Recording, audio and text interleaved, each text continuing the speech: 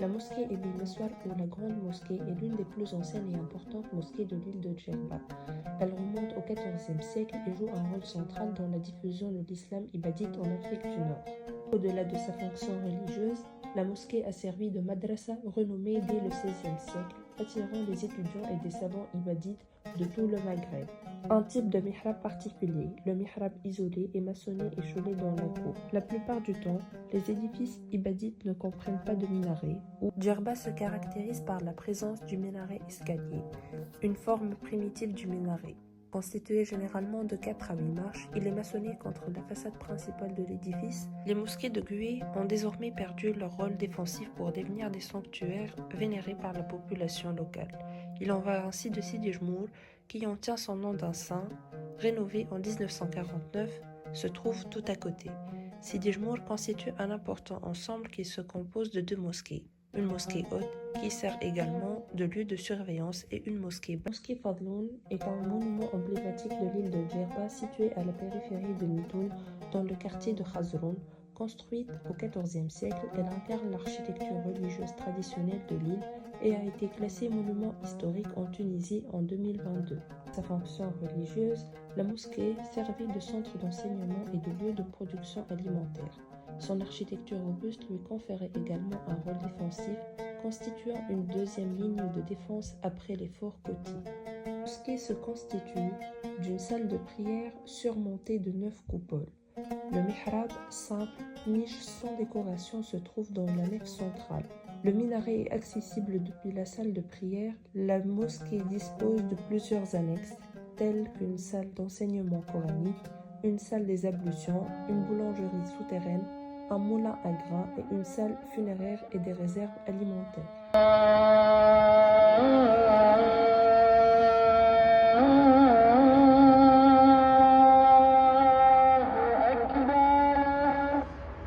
La mosquée Bourlel, que les inscriptions de la salle de prière datent de 1617, porte le nom de famille vivant dans les environs.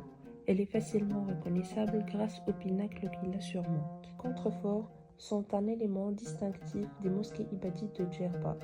Ils sont à la fois des éléments strictement fonctionnels qui assurent la stabilité des murs et des voûtes, mais aussi des composants esthétiques qui rythment la silhouette sobre des édifices. Les matériaux de construction à Djerba tirent pleinement parti des ressources locales et répondent aux contraintes climatiques telles que la canicule et les vents chargés de sel, ainsi qu'à la fonction défensive et communautaire des édifices. La chaux vive, la pierre et les troncs de palmiers ont été massivement employés.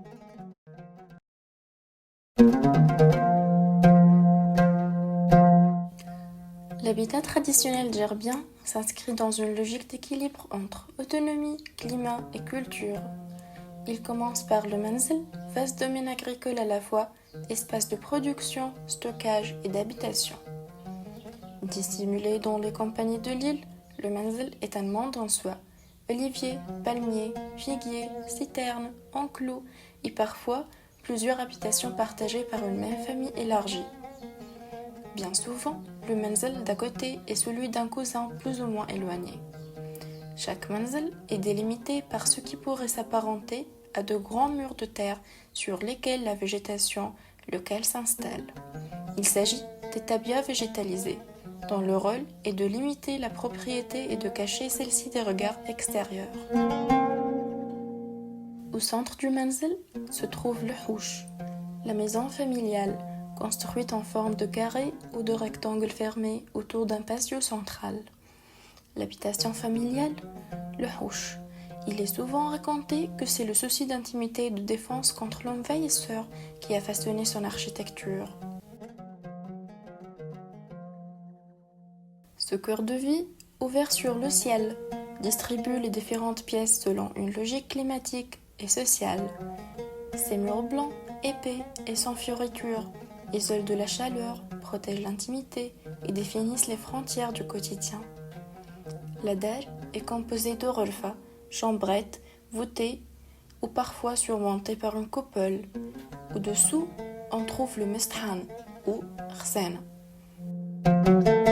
Il est équipé d'un dispositif permettant de verser l'eau, faisant office de douche.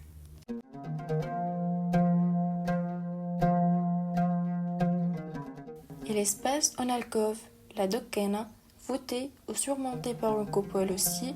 Quant à la couverture au milieu, elle est en bois.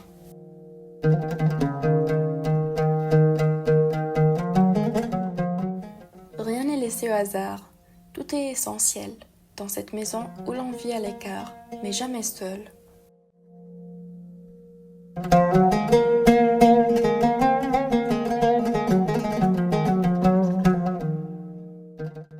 Le Marzeneviev est le lieu réservé aux invités et se trouve à l'écart de l'habitation principale. Les étrangers n'étaient pas permis dans l'enceinte de ce dernier et l'entrée était strictement réservée aux membres de la famille. Le premier élément lié à l'activité agricole, l'arayah, se présente comme une étendue circulaire d'environ 4 mètres de diamètre recouverte de choux. Cet espace servait à battre les céréales cultivées par la famille. Une fois les céréales récoltées, elles étaient amenées dans le marsan. Il s'agit d'un petit bâtiment servant au stockage des vivres, dans de grandes jarres en argile de Gallela, pour la famille, mais également pour les animaux de la propriété, qui sont abrités dans la ashosha, qui se trouve accolée au marsan. Lieu inévitable du manzil, la matbakh, qui n'est autre que la cuisine, est une pièce voûtée équipée d'un four avec cheminée. La plupart du temps, la cuisine était à l'écart des habitations, excepté chez certaines familles riches qui faisaient le choix de l'intégrer. L'atelier de tissage et l'atelier de poterie correspondent aux derniers bâtisses pouvant être présentes, mais de manière moins systématique. L'île de Djerba dans son ensemble ne possède quasiment pas de point d'eau douce, ce qui explique que l'on trouve diverses installations. Commençons par la plus visible, El Bir, le puits donnant accès à l'eau souterraine. Il était utilisable par la traction d'un animal sur un plan incliné. L'eau récoltée était déversée dans un bassin, la jébia, qui sert à son stockage. Pour irriguer le jardin, l'eau s'écoulait dans des canaux, des saroutes. L'autre façon de s'approvisionner en eau était par la récupération des eaux de pluie via un système de citernes, fespreya et le mejl. Ainsi, chaque élément y répond à une logique précise, née de l'expérience et de la transmission.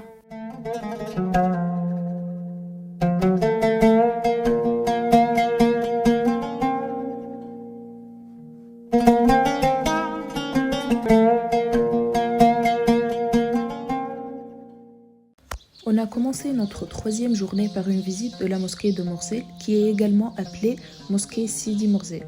Elle est située au sud de l'île de Djerba, entre le village de Sidouix et le littoral, au milieu d'une vaste oliveraie.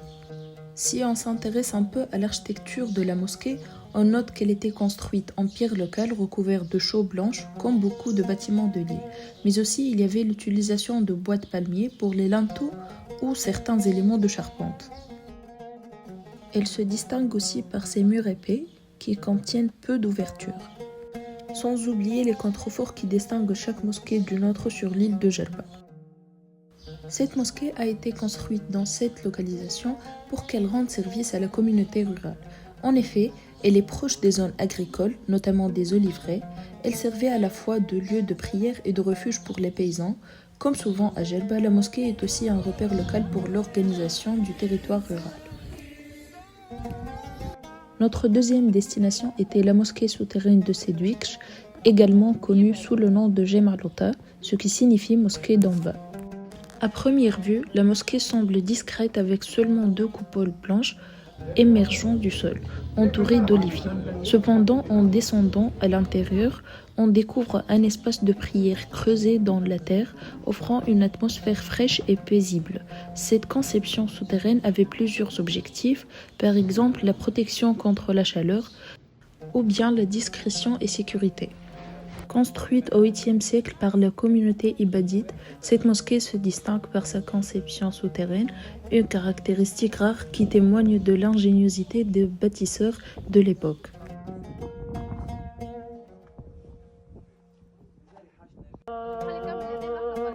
La mosquée El Maï est l'une des plus remarquables de l'île de Jerba. Elle se distingue par son architecture ottomane et son histoire riche. Parmi ses caractéristiques architecturales, on note que la mosquée présente une architecture sobre et élégante par ses murs blanchis à la chaux typiques de l'architecture djerbienne, minarets à toit rond, caractéristiques des influences ottomanes, structures fortifiées. Notre dernière destination était la mosquée souterraine Bardewi, datant du Xe siècle.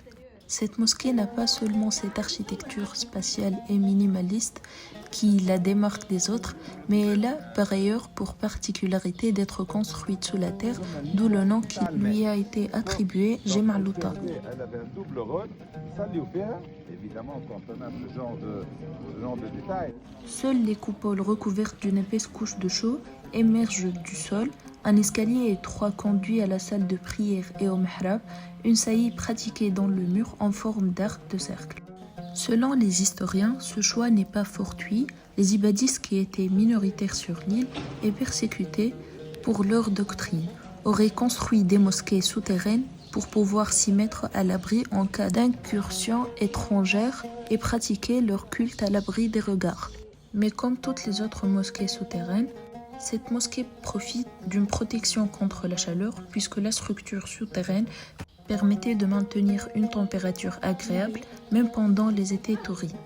Son intérieur est sobre avec des voûtes en pierre et des murs blanchis à la chaux. L'espace est conçu pour être fonctionnel et spirituel, sans ornementation excessive, conformément à la tradition ibadite.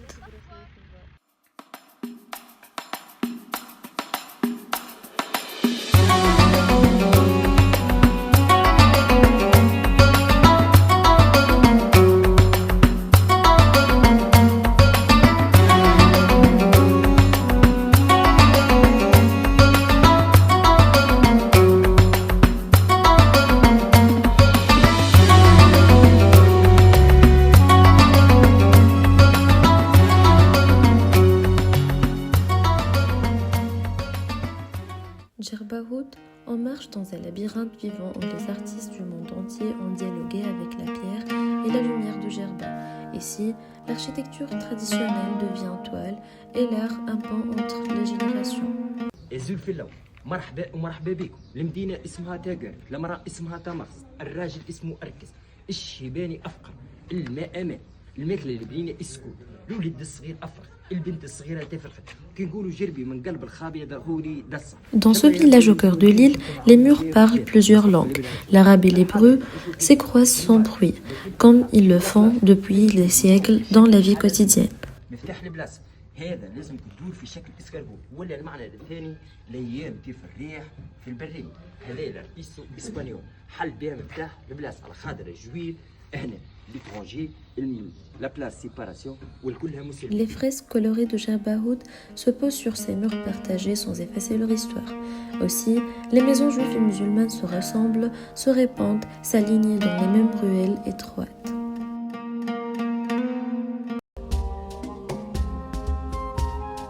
À quelques kilomètres de Djerbaoud, on trouve la synagogue.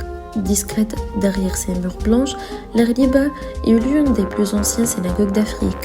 À l'intérieur, les faïences bleues, les boiseries sculptées et la lumière tamisée racontent une foi enracinée dans le temps. Ici, l'architecture est intime, humble, tournée vers l'essentiel. Elle reflète la douceur de vivre djerbienne, où les juifs et les musulmans partagent depuis des siècles un quotidien tissé de respect et de voisinage.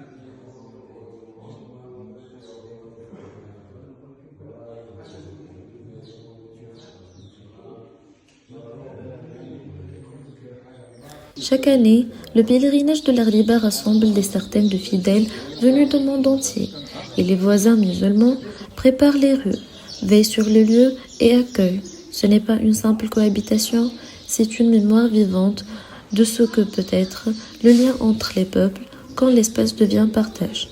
Dans la Riba, le silence a le goût de l'encens et de la lumière bleue. Il nous rappelle que l'architecture religieuse n'est pas faite pour séparer, mais pour relier le ciel à la terre et les hommes entre eux.